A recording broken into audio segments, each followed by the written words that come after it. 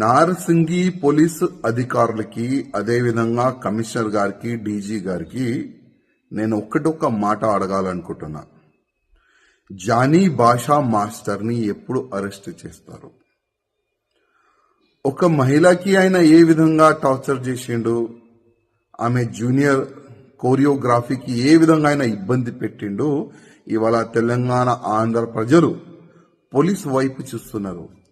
ఎప్పుడు ఆ దొంగకి, ఆ లవ్ జిహాదీకి ఎప్పుడు అరెస్ట్ చేసి నిజాలు బయట పెడతారని తెలంగాణ ఆంధ్ర ప్రజలు ఎదురు చూస్తున్నారు.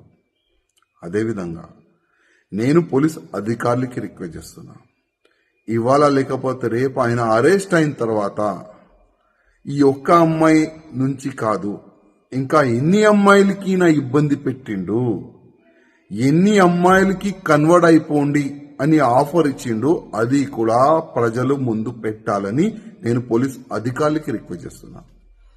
ఇవాళ బాలీవుడ్కి ఇంకొకసారి ఒక నల్ల మచ్చ తీసుకొని రానికి ప్రయత్నం చేసిన ఈ జానీ భాషా మాస్టర్, ఇట్లాంటి చాలా మంది ఉండొచ్చు, ఇంతకుముందు ఉన్నారు కూడా. ఈ ఫిల్మ్ ఇండస్ట్రీలో పని చేయడానికి వచ్చే వాళ్ళకి కానీ, ఈ జూనియర్ ఆర్టిస్ట్కి కానీ చాలా వరకు ఇబ్బందులు గతంలో కూడా పెట్టినారు.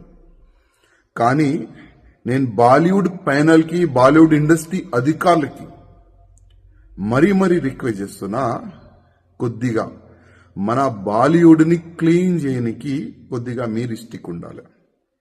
ఇట్లాంటి ఎవరైనా మహిళలకి ఇబ్బంది పెడితే, కన్వర్ట్ గురించి ఆఫర్లు ఇస్తే ఇంకొకసారి బాలీవుడ్లో అయినా కాలు పెట్టకూడదు.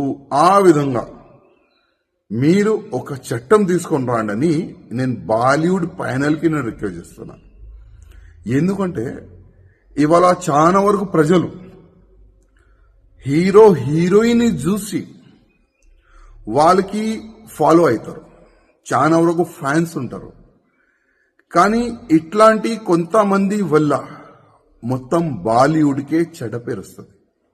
అందుకోసం నేను బాలీవుడ్ ప్యానల్కి రిక్వెస్ట్ చేస్తున్నా, కొద్దిగా మీరు స్టిక్గా యాక్షన్ కూడా తీసుకోవాలని నేను రిక్వెస్ట్ చేస్తున్నా. అదేవిధంగా పోలీస్ అధికారులకి రిక్వెస్ట్ చేస్తున్నా, ఈ జానీ మాస్టర్ ఒకవేళ దొరికితే మీరు ఇంటర్కేషన్ చేయాలి.